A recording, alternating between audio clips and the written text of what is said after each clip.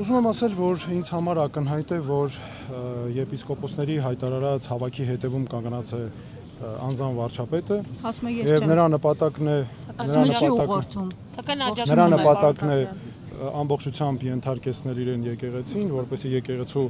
այլևս առաջնահերթությունը չլինի առաջնահին սահմանադրական առաքելությունը,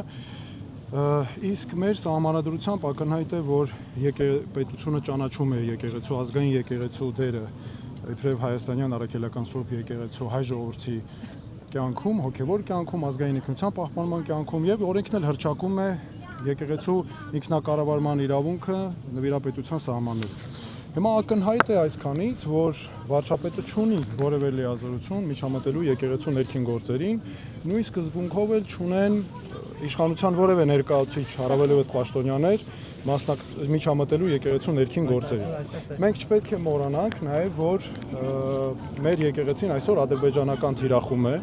եւ ադրբեջանական իշխանությունը հայտարարել է պետական ծրագրով մեր եկեղեցին որպես թշնամական կառույց։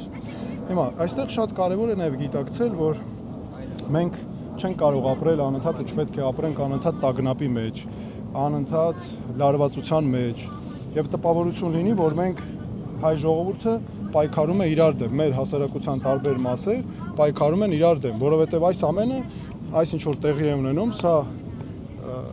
Հայաստանի վարչապետի Նիկոլ Փաշինյանի քաղաքական օրակարգի օգտին է, սա արդյունքում մեր երկիրը ոչ զարգանում է, սա մենք ոչ ունենում ենք աշխատատեղեր ունենում ենք նոր, ոչ,